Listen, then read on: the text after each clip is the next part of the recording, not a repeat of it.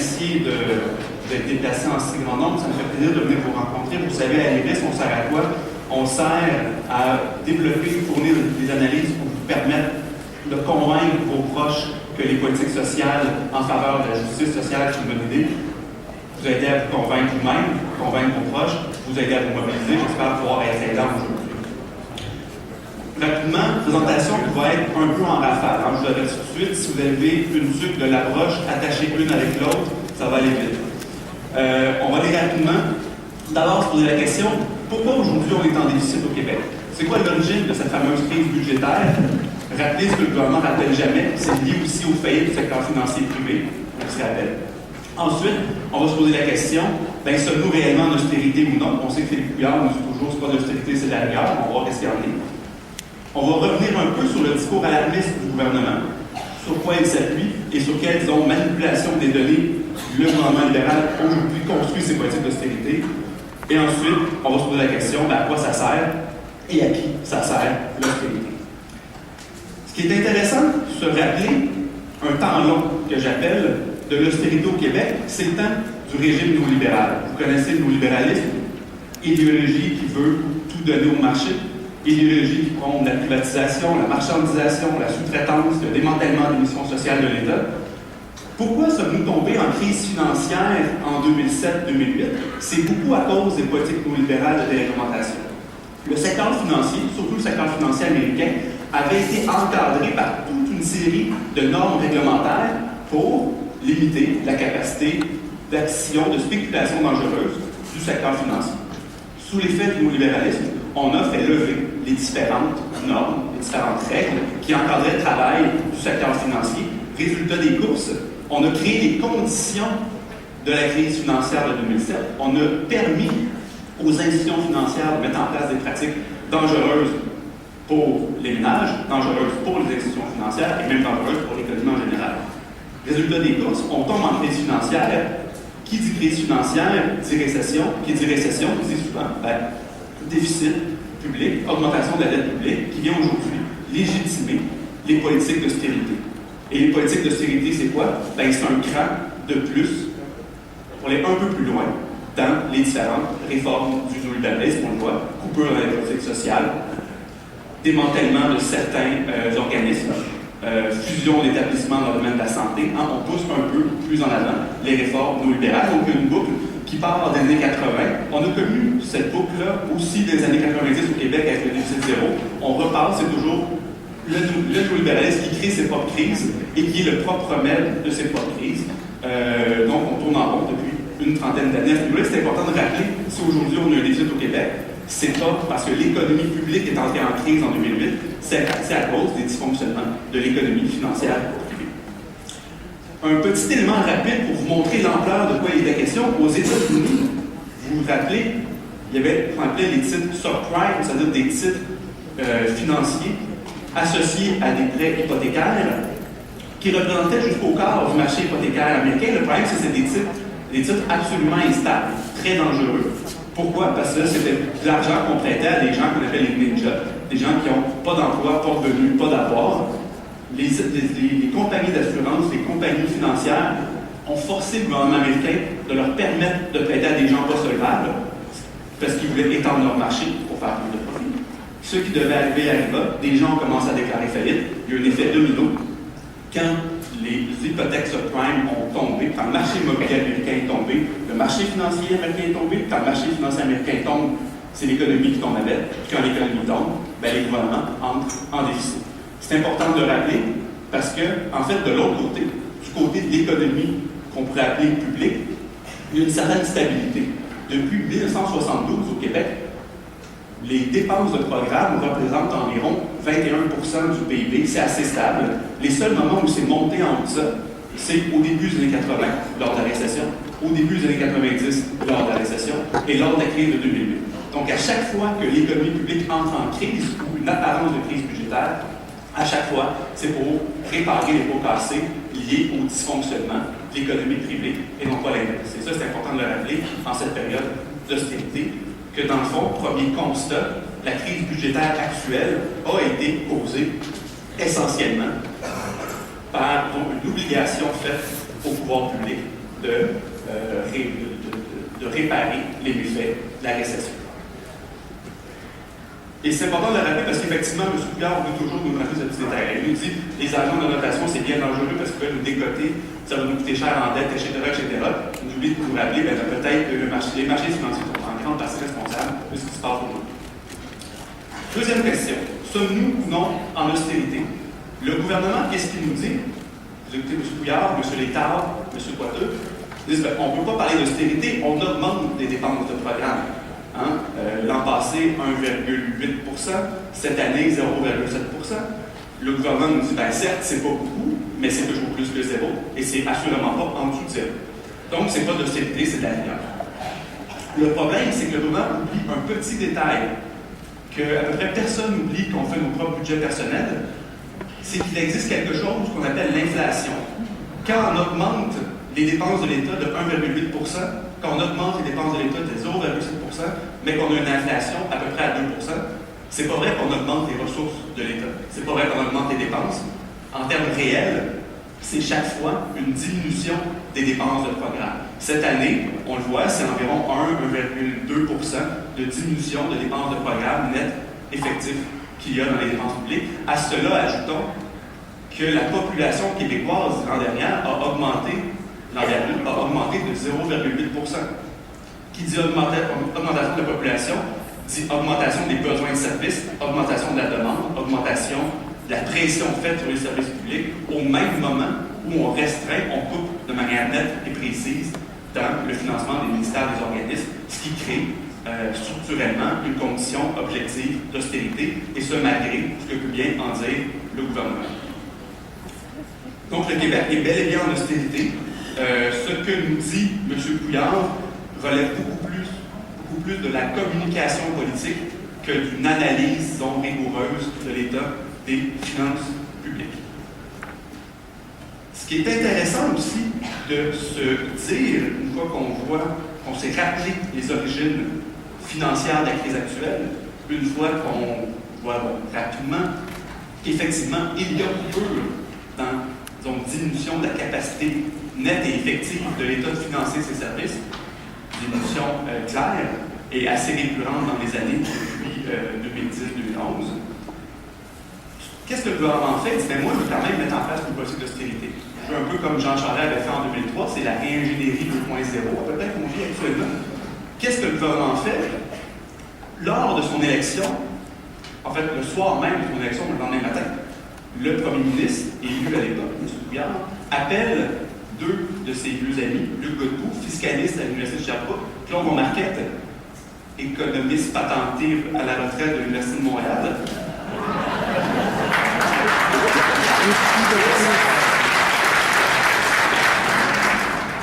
Pensez pas, je n'ai pas de respect pour M. Monmarquette, ce n'est pas la question. Qu'est-ce que le gouvernement fait? Normalement, c'est très drôle. Un premier ministre, il veut savoir comment vont les finances publiques. Moi, si j'étais premier ministre, je me pose la question-là. Je prends mon téléphone, j'appelle le ministère des Finances, j'appelle le Conseil du Trésor. Il y a là des fonctionnaires, des analystes tout à fait compétents pour me donner un portrait objectif de l'état des finances publiques. C'est leur travail. Mais qu'est-ce que M. Couillard a fait? Non, moi, je n'ai pas appelé le ministère des Finances, je n'ai pas appelé le Conseil du Trésor. En fait, je n'ai pas demandé à mon monde comment vont les finances publiques. J'ai appelé deux amis du Parti libéral, deux économistes en résidence au Parti libéral depuis plusieurs années, pour leur demander produisez-moi un rapport qui est conforme à mon projet politique, qui est un projet d'austérité. Ce qui devait arriver, deux choses. M. Godbout-Monmarquette, le 25 avril, je rappelle, élection du 7 avril, rapport déposé le 25 avril, dans l'univers de la production rapide, d'une analyse transversale des finances publiques, c'est assez du travail qui a été mené rondement. Qu'est-ce que M. Godbout-Monmarquette nous dit? Il dit, oui, on va avoir un déficit plus grand que prévu. Jusque-là, c'est de bonne guerre. Tous les nouveaux gouvernements font ça. Le gouvernement précédent a légué une situation plus difficile qu'il ne disait lors des élections. C'est la vie politique un peu plate, mais ça marche comme ça pour voir les changements de gouvernement. Qu'est-ce que M. Godbout-Monmarquette font? Par exemple, il pousse un peu plus loin. D'abord, il nous dit qu'on a un déficit plus grand que prévu parce que les revenus sont plus bas. Ah, étrange. Ils ne répondent pas à la question suivante. Pourquoi les revenus sont plus bas? Parce qu'on applique depuis, en fait, 2009-2010, des politiques de resserrement de dépenses. Quand le gouvernement resserre ses dépenses, dépense moins, il fait des coupures, il injecte moins d'argent dans l'économie et il coupe ses propres revenus. Il faut comprendre, une économie qui croît, c'est plus de revenus pour l'État. Une économie qui croît moins, c'est moins de revenus pour l'État. Donc, à cause des politiques passées de restriction de dépenses et d'austérité, il y a en 500 millions de revenus étatiques en moins. Deuxième chose, les dépenses sont plus grandes que prévu, 3,2 milliards. Le problème, c'est que c'est un 3,2 milliards qui n'existe pas vraiment. Vous avez certainement déjà un peu entendu parler de ça. Ce que messieurs de Godbout Marquette ont fait, ils ont pris un moment de la production budgétaire au Québec. Vous savez, le ministère des Finances dit je donne des cibles. Cette année, il y aura 2 mettons, d'augmentation des dépenses. Ensuite, les ministères des organismes font des listes de demandes, des listes de crédits, et l'envoient au Conseil du Trésor.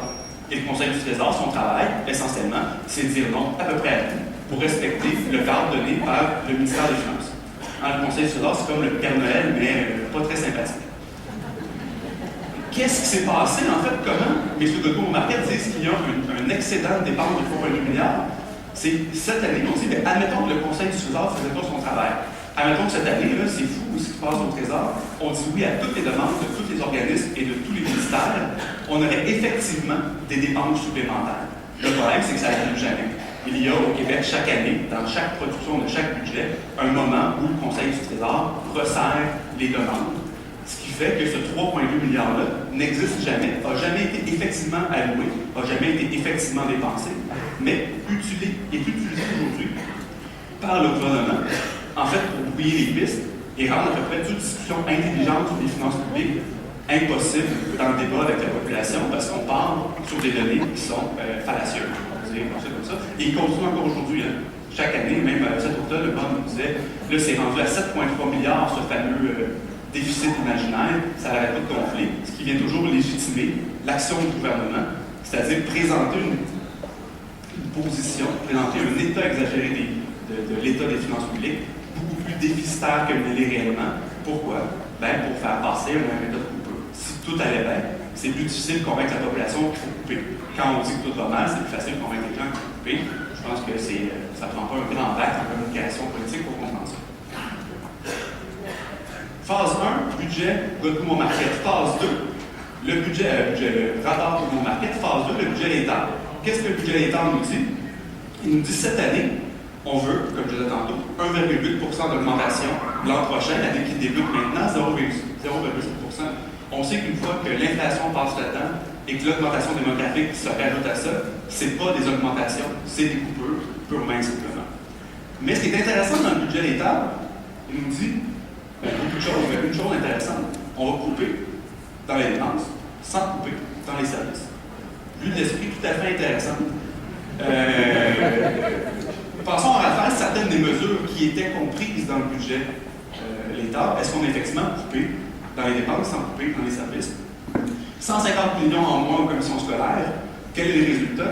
Diminution des budgets pour l'aide aux devoirs, diminution des budgets pour les élèves en difficulté, diminution du budget, par exemple, pour la lutte contre l'intimidation.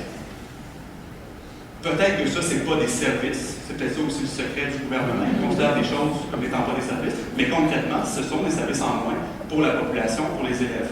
Les universités, 200 millions de coupures. Aujourd'hui, dans à peu près toutes les universités québécoises, on annule des cours. Des cours qui sont annulés, qui sont abolis par les administrations, pas parce qu'il n'y a pas de demande, pas parce qu'il n'y a pas d'étudiants qui veulent les suivre, mais pour des raisons budgétaires, pour respecter le cadre donné par le ministère des Finances. Ça, c'est une diminution nette effective de service. Quelque chose d'assez odieux, les personnes handicapées, vous savez, il y a eu l'exemple d'un crédit qui permettait aux gens, par exemple, qui ont un accident, qui maintenant sont en chaise roulante, modifier leur habitation, leur logement, leur maison, pour la rendre conforme à leur nouvelle situation. Il y avait déjà une liste d'attente de 2 ans pour avoir accès à ce crédit, ce qui est plutôt long, vivre 2 ans en chaise roulante dans une maison pas adaptée pour ça. C'était une enveloppe de 28 millions, elle a été amputée de 19 millions. Maintenant, l'attente sera de 3, 4, 5 ans. Il y a des gens qui vont passer une demi-décennie à ne pas avoir une maison adaptée à leurs besoins. C'est un service direct, coupé, un effet sur la population. On peut continuer comme ça avec les compressions à la faune, des compressions en relations internationales, des compressions des programmes de rénovation des maisons, des villages. Donc, couper dans les dépenses sans couper dans les services, il y a quelque chose, je ne vous l'apprendrai pas, plusieurs personnes ici le vivent concrètement, c'est une vue de l'esprit, une ligne de communication intéressante, mais concrètement, ça ne sert pas sur grand-chose. Le rapport Godbout Monmarquet, acte 1, acte 2, le budget de l'État, acte 3, la création de commissions sur la fiscalité, la création de d'autres commissions sur la révision permanente des programmes. Pourquoi le gouvernement crée des commissions? Stratégie vieille comme le monde, créer une entité extérieure qui va faire des recommandations pour permettre au gouvernement de se présenter, disons, comme étant, regardez, je ne fais que suivre l'avis d'experts. Oui, je fais des choses qui sont difficiles, mais des experts me l'ont recommandé, donc c'est pas politique, hein, c'est neutre et objectif. Et ça permet aussi au gouvernement, disons, de mettre une petite distance par rapport à certaines mesures plus impopulaires. La première commission sur la fiscalité, présidée encore là par le camarade Godbout, encore lui, sa mission très simple, trouver un peu d'argent, hein, aller chercher 5, 600, 700 millions, c'est pas encore tout à fait clair. On a hâte de lire son rapport. C'est censé être vendredi dernier, ça a été reporté. C'est au bureau des risques, on est février, on attend ça avec anxiété. Sa mission très simple, trouver un peu d'argent pour l'État, interdiction de toucher à l'impôt des particuliers, interdiction de toucher à l'impôt des sociétés. Il reste quoi? Il reste les bonnes vieilles taxes, les bons vieux tarifs. C'est la poursuite de la révolution tarifaire entamée par Raymond Bachand en 2009-2010. Le rapport de la commission risque de nous lancer disons, sur une révolution tarifaire deuxième prise. La commission sur la révision de programme, ce qui est intéressant, présidée par Mme Lucien Robillard, on salue. Ce qui est intéressant avec la commission sur la révision de programme, c'est que c'est l'application de ce que les apartistes, groupe d'humour politique que vous devez connaître, ont appelé la stratégie du grand ouf, du grand fiou. La commission Robillard, par exemple, dit qu'on devrait couper 1,3 milliard dans le financement des municipalités. Le gouvernement dit, n'exagérons rien, on va couper 300 millions. Ah, tout va bien. On se passe la main sur le front, on évite le pire, le gouvernement comme ça espère, disons, se projeter une image de modération, d'être raisonnable et faire passer des politiques de coupure qui auraient été contestées, les faire passer comme étant moindre mal, bien entendu. Donc, deux commissions, et ce qui est intéressant avec la commission sur les programmes, c'est une commission permanente qui devra émettre des rapports année après année sur des objectifs de coupure. Donc, si on pensait avoir une mauvaise année à passer, on risque d'avoir une mauvaise décennie si la tendance se maintient. Deuxième chose, donc, rapport Godbout, acte 1, budget l'État, acte 2, les commissions, acte 3, c'est une stratégie de communication. Le but, c'est pas vraiment de bien gérer les finances publiques. Le but, c'est de convaincre la population que les coupures sont nécessaires. Le dernier acte dans cette année, cette première année du gouvernement Couillard, c'est la mise à jour économique de l'automne dernier. Mise à jour qui, encore là, fait un cran de plus dans les coupures. Là. Le budget avait identifié à peu près 50% des coupures que le gouvernement voulait faire. La mise à jour économique en identifie, si je me souviens bien, 34-35% de plus. Et il reste quelque chose comme un 15-16% à identifier au prochain budget. Donc, on est allé aussi par étapes. Tout n'a pas été annoncé d'un seul. Qu'est-ce qu'il y a dans la mise à jour économique? Annonce de réduction de la fonction publique de 2%. Les politiques liées au projet de loi 10, les coupures dans les municipalités, on officialise la fin de l'universalité dans les tarifs de garde. Donc, un peu, toutes les mesures qui ont été lancées au courant de l'automne sont concrétisées dans la mise à jour du mois de novembre-décembre dernier. Et c'est avec le prochain budget en mars qu'on aura, disons, le portrait complet de la première année d'austérité du Parti libéral. Je disais tantôt, pourquoi le gouvernement fait ça? Pourquoi le oui? Il y a plein de raisons, mais pourquoi est-il si pressé, en fait? Est-ce que la situation budgétaire du Québec est si dramatique? Il y a, par exemple, la raison du gouvernement, c'est que les agences de notation vont nous décoter. Et ça, c'est très terrible. Le problème, c'est qu'il n'y a pas une agence de notation qui a dit effectivement que nous sommes sur le bord de décoter le Québec. Donc, c'est un peu drôle, hein, quand on leur demande à elle, êtes-vous en train de juger la situation comme étant catastrophique, qu'une décote est à nos portes et que notre endettement va coûter plus cher? Les agences disent non. Mais le gouvernement dit oui. Bon, pourquoi il est si pressé si ce n'est pas ça la vraie raison? On aurait très bien pu cette année avoir un déficit de 700, 800 millions. L'an prochain, avoir un 2-3 millions encore, puis dans 2-3 ans, arriver à zéro. Ça n'aurait pas changé grand-chose, ni du côté de l'endettement, ni du côté des capacités du gouvernement à financer ses services, puis on aurait eu des cotes de personnes. Donc, pourquoi être pressé? La thèse qu'on développe de plus en plus, nous, à l'IRIS, c'est que ce n'est pas lié, disons, à un calendrier budgétaire ou un calendrier de volonté de prise en main de l'implantation d'une saine gestion des finances publiques, c'est lié au bon vieux calendrier électoral. Un gouvernement, ça dure 4 ans. Année 1, atteindre le déficit zéro. Année 2, stratégie de stimulation de relance économique, ce qui veut dire essentiellement donner de l'argent à l'entreprise privée. Année 3 et année 4, utilisation des surplus budgétaires, parce que surplus budgétaire, il y aura dans 3 ans. Pour faire quoi? Pour s'attaquer aux monstres de la dette publique et offrir des baisses d'impôts aux particuliers. Et là, le Parti libéral met ça dans son autobus de campagne, puis on est parti pour une campagne électorale dans 3 ans environ. Ce qui presse le gouvernement Couillard aujourd'hui d'atteindre le déficit zéro dès cette année, c'est d'abord et avant tout son plan pour sa propre réélection qu'un impératif lié, disons, aux conditions des finances publiques québécoises. Et ça, c'est intéressant de le dire parce que le gouvernement le dit dès cet automne. Il dit, les gens ne comprennent pas pourquoi on fait de l'austérité, on n'a peut-être pas assez bien expliqué. Il dit, pourquoi on fait ça? Parce que dès qu'on a le retour à l'équilibre budgétaire, un retour à des surplus budgétaires, on veut diminuer le fardeau fiscal des Québécois. Même si après qu'on fait des études, on se rend compte que le fardeau fiscal des Québécois est moins lourd qu'à peu près partout ailleurs des pays de l'OCDE. Ça, c'est la réalité encore là qu'on ne fait pas grand-chose. On veut diminuer le fardeau fiscal des Québécois. Comme chacun sait, partir en élection avec des promesses de baisse d'impôts, ben disons que ça paye dans une certaine frange de l'électorat. Donc, maintenant, posons-nous une question, à qui tout ça profite? Si la situation des finances publiques n'exigeait pas des politiques d'austérité, pourquoi le faire? Bon, bien entendu, une première raison, très simple, classique, on se dit, c'est pour pousser un cran plus loin, disons, les politiques de transformation de l'État. Ce qu'on appelle les politiques néolibérales, on le voit, le projet de loi 10, faire une prise en main plus serrée du système de santé pour faire avancer différentes réformes plus rapidement.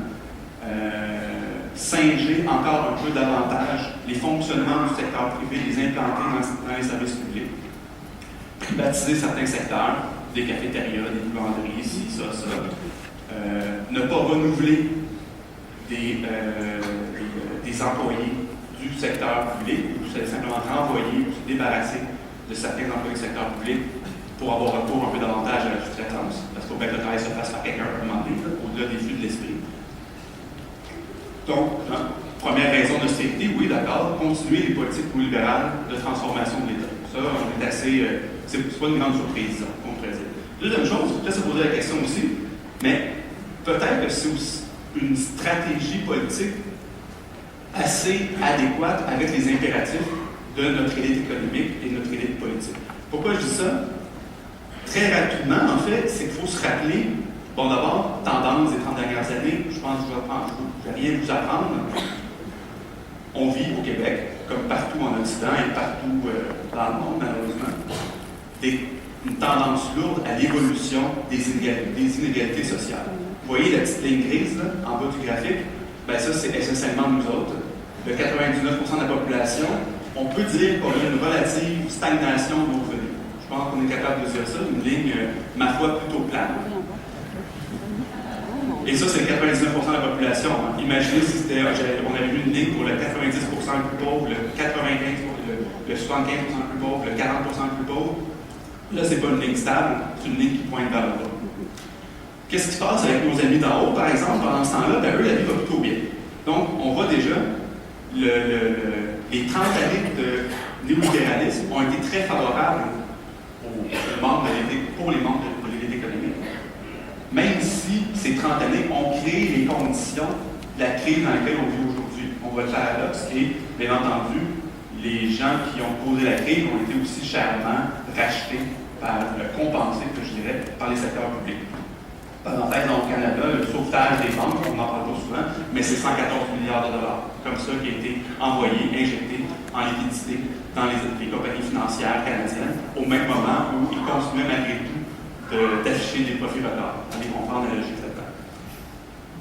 Ce qui est intéressant, c'est que depuis la crise, on se rend compte que peut-être que le 1%, ben, ça va plutôt bien, ces affaires. Malgré la récession mondiale, malgré une période de stagnation, malgré l'austérité, on dirait qu'il y a des gens qui sont à l'abri de tout ça. De 2009 à 2012, et l'année qu'on a présentement, vous voyez, le 1% a augmenté son revenu de 9,2% dans une période de crise, dans une période de récession, dans une période d'austérité.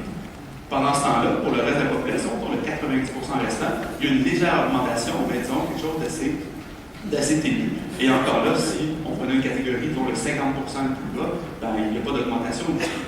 Donc on se rend compte qu'il y a vraiment des gens qui semblent être à l'abri de la crise et que s'il y a reprise économique aujourd'hui, ben, c'est surtout une reprise économique qui se fait sous le signe des inégalités sociales. Une reprise dans épargne les inégalités sociales et les écarts de revenus.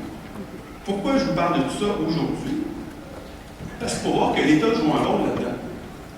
L'État n'est pas neutre. L'État n'est pas un acteur parmi tant d'autres. C'est l'acteur politique et économique principal de notre société. Il faut comprendre le rôle joué par l'État. Hein, vous savez, traditionnellement, dans une certaine période des années 60-70, les mouvements progressistes disaient, et ont eu certains gains à ce niveau-là, il faut que l'État serve de locomotive. Il faut que l'État, oui, donne des bonnes conditions d'emploi à son monde, à ses employés, pas juste parce qu'il mérite bien, oui, entre autres, mais pas juste pour ça, aussi pour servir d'exemple, pour concurrencer le secteur privé, puis forcer le secteur privé à augmenter les conditions de travail de tout le monde. C'est l'État, comme principal employeur au Québec, qui a un rôle de locomotive, un rôle exemplaire à jouer pour pousser vers le haut. Qu'est-ce que l'État fait depuis une trentaine d'années et qu'est-ce que l'État fait en ce moment dans ces... Vous connaissez les offres patronales, disons, qui sont sur la table présentement. Ben, il joue exactement le même rôle de locomotive, le même rôle exemplaire, mais non pas pour pousser les conditions de travail des gens vers le haut, pour les pousser vers le bas. C'est un rôle de répression salariale, exercer une pression vers le bas sur les salaires. Et ça, c'est important de le comprendre. Quand le gouvernement, comme employeur, l'État patron, se permet de dire que donner 3 d'augmentation sur 5 ans à ses employés, c'est tout à fait correct. Quel message il envoie au reste du patronat québécois? Il envoie un message très clair que l'ensemble des patrons du Québec, du secteur privé, comprennent 10 sur 10, ben, l'heure est à la répression salariale. C'est tout à fait correct et acceptable de payer moins notre monde. Quand l'État québécois annonce des réformes dans les retraites du monde municipal, il est tout à fait acceptable d'ouvrir des contrats et de diminuer les conditions de retraite des gens. Quel message il envoie à l'ensemble du monde patronal du Québec dans le secteur privé? Ben, c'est que les acquis, les différents acquis que vous avez donnés à vos employés au fil des ans, il est peut-être temps aujourd'hui de les revoir à la place. Donc, il y a un rôle très important joué par l'État pour organiser justement la fameuse stagnation, le 99%, la petite ligne grise de tantôt qui n'avance pas. C'est pas juste à cause de la mondialisation, c'est pas juste à cause de la financiarisation, c'est pas juste à cause de la concurrence avec la Chine, avec l'Inde, avec tout ce qu'on veut. Tout ça joue un rôle là-dedans aussi. Il y a une pression à la baisse sur les salaires à cause de l'ouverture des marchés au niveau mondial. Mais c'est aussi parce que l'État joue plus du tout, un rôle historique de locomotive pour donner l'exemple. C'est quoi donner des bonnes conditions de travail à ses employés.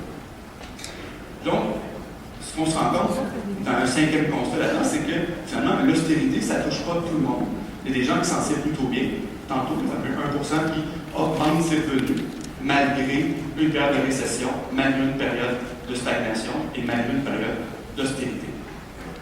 Et je terminerai peut-être en rappelant certains points essentiels. Oui, l'austérité, c'est une mise en marche, une accélération des politiques néolibérales. Oui, l'austérité, c'est aussi quelque chose qui correspond aujourd'hui à la réalité budgétaire du Québec. Et ça, c'est important de le dire, on vit une période d'austérité. L'austérité, c'est aussi une stratégie électorale, bien malheureusement. Il y a un parti politique qui instrumentalise le débat public, instrumentalise sa présence au gouvernement pour travailler à sa réélection. On s'attendrait à lui d'avoir un gouvernement, malheureusement. Mais l'austérité, c'est aussi une stratégie de développement inégalitaire, et c'est beaucoup comme ça qu'on se bat quand on se bat contre